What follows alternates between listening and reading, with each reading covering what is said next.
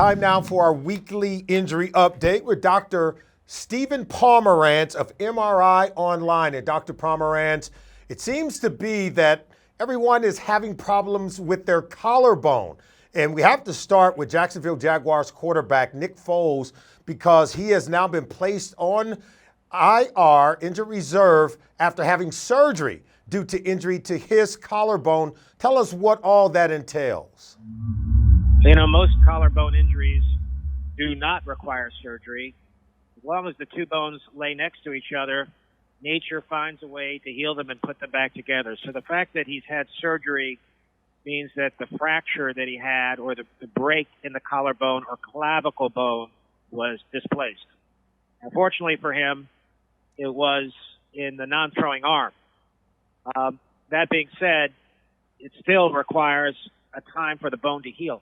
And it takes a minimum of 6 to 8 weeks for a fracture to heal. When you add on top of that the fact that they have repaired it, and usually they'll do that in bones with screws or wires or other devices, so they had to basically place metal inside him, that adds a few more weeks onto the recovery process. Usually 11 or 12 weeks is about what it takes. Now, considering that it's a non-throwing shoulder, he should be back to square one, or he should be back to where he was in terms of his ability and confidence to throw, since it's his non-throwing arm. Talk to us more about the chance of returning to play and the possibility of just being prone to re-injuring that area, particularly for a quarterback.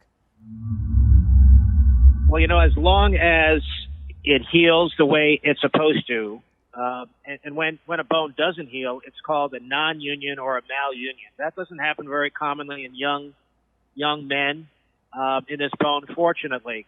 But if that were to happen, if there were a delay in the union, that would put him out for the season for sure. And that's always a risk with any fracture. On the other hand, these fractures heal pretty well, and the fact that, again, it's in his non-throwing shoulder, his chance for 100% recovery is extremely high. Now, you know, you've heard of some of these athletes getting infections from the surgery. I'm assuming that is not going to occur. That's also unusual to rare. And without an infection, again, he should be 100% within the 12-week time frame. Well, everyone in Kansas City want to know about their wide receiver, Tyreek Hill, who was injured week one with a sternoclavicular, I should say that again, sternoclavicular joint injury. So maybe I got it right, maybe I didn't, but help me get it right, Dr. Pomeranz. Well, a sternoclavicular injury is an injury to the collarbone attachment. Now, the sternum is the bone in the middle of your chest, which, you know, when you put your hand in front of your chest between your pectoralis muscles, which every person, an athlete knows, is a firm, flat bone. But at the very top of it is where the clavicle bone or the collarbone comes in and articulates. There's a little joint there. It takes a tremendous amount of force, Solid, tremendous, to dislocate or disassociate that collarbone from the sternum. So the gentleman that fell on our player, Tyreek Hill, put all his weight and his body down on this player to make that happen. Not implying that it was intentional, but again, it takes a tremendous amount of force. Now, the fact that he went to the hospital is an indicator that the type of dislocation was of greater concern, or the type of subluxation was of greater concern, and here's why. When that bone displaces, it can either go up towards your head, it can go down, which is less common, it can go forward, and all you've got in front there is the skin and the tissues, and that's okay. But if it goes backwards, what lives behind there are the great blood vessels of your body and your chest that come out of your heart.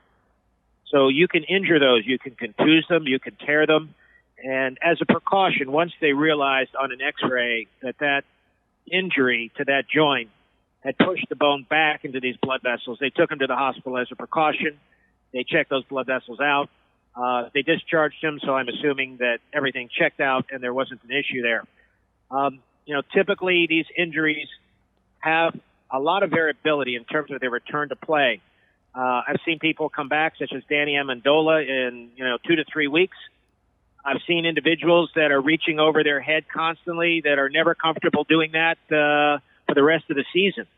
So he could be back in as little as two weeks or 3 weeks, depending upon how severe the subluxation was, or, he could be out the rest of the season.